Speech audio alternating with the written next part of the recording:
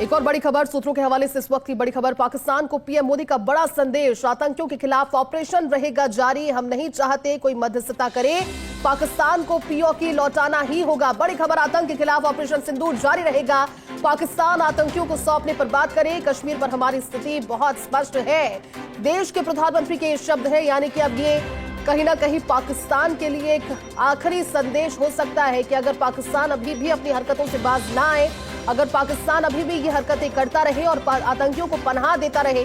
तो फिर पाकिस्तान को इसके अंजाम को भुगतने के लिए तैयार रहना होगा। क्योंकि ये बात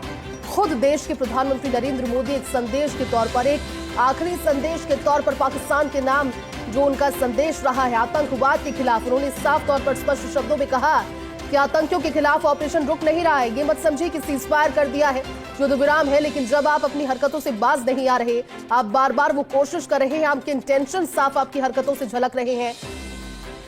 छल, धोखा और कपट आपकी नीति रही है, तो हम इस बार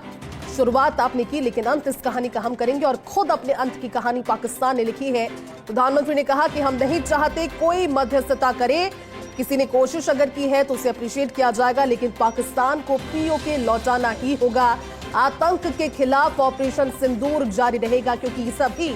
ऑपरेशन सिंदूर के बाद में सिर्फ इसी चीज पर डटे हुए थे, इसी चीज पर अड़े हुए थे कि इस बार आतंकवाद को जड़ से उखाड़ कर फेंकने के लिए, और पाकिस्तान इस चीज को भली भांति अब समझ चुका है, भाग चुका है कि भारत के साथ लोहा लेने की औकात पाकिस्तान की नहीं है किसी भी सूरत में, किसी भी पैमाने पर। जो चौतरफा वार भारत ने किया पाकिस्तान पर, पाकिस्तान इस चीज को अच्छे तरीके से समझ चुका है, लेकिन बावजूद इसके कि समझ ये बन रही है पाकिस्तान में, सबसे बड़ी तकलीफ वहां पर यही है कि सरकार और सेना आपस में उनका कोई सामंजस्य नहीं है।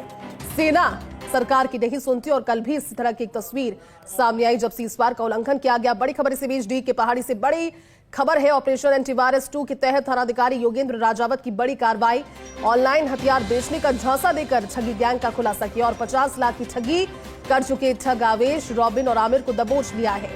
2 अन्य ठग फरार हो गए हैं। मूंगसका पहाड़ में चला रहे थे ठगी का नेटवर्क। शहीद सुरेंद्र कुमार बोगा की राजकीय सम्मान के साथ अंत्येष्टि। 7 वर्षीय दक्ष ने अपने शहीद पिता सुरेंद्र कुमार बोगा को मुखाग्नि दी। इस दौरान शहीद सुरेंद्र कुमार बोगा अमर रही के नारे गगन भेदी रहे।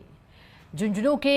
मेहरादासी गांव में शहीद हुए सुरेंद्र कुमार मोगा की अंत्येष्टि की गई। शहीद जवान सुरेंद्र की 11 वर्षीय बेटी का साहसिक बयान आया, कहा कि फौज में जाकर पापा की शहादत का बदला लूंगी। वर्तिका ने नहीं चाहते कोई मध्यस्थता करे, पाकिस्तान को पीओके लौटाना ही होगा। बड़ी खबर, आतंक के खिलाफ ऑपरेशन सिंदूर जारी रहेगा, पाकिस्तान आतंकियों को सौंपने पर बात करे, कश्मीर पर हमारी स्थिति बहुत स्पष्ट है। देश के प्रधानमंत्री के ये शब्द है, यानी कि अब ये कहीं ना कहीं पाकिस्तान के लिए एक आखिरी संदेश हो सकता है कि अगर पाकिस्तान अभी भी अपनी हरकतों से बाज ना आए, अगर पाकिस्तान अभी भी ये हरकतें करता रहे और आतंकियों को पनाह देता रहे,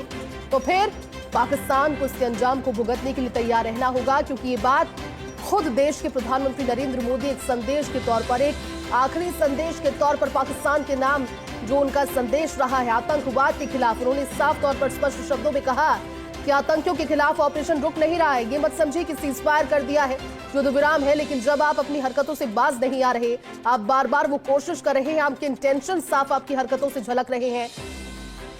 छल, धोखा और कपट आपकी नीति रही है, तो हम इस बार शुरुआत आपने की, लेकिन अंत इस कहानी का हम करेंगे और खुद अपने अंत की कहानी पाकिस्तान ने लिखी है। प्रधानमंत्री ने कहा कि हम नहीं चाहते कोई मध्यस्थता करे, किसी ने कोशिश अगर की है तो उसे अप्रिशिएट किया जाएगा, लेकिन पाकिस्तान को पीओके लौटाना ही होगा। आतंक के खिलाफ ऑपरेशन सिंदूर जारी रहेगा, क्योंकि सभी ऑपरेशन सिंदूर के बाद में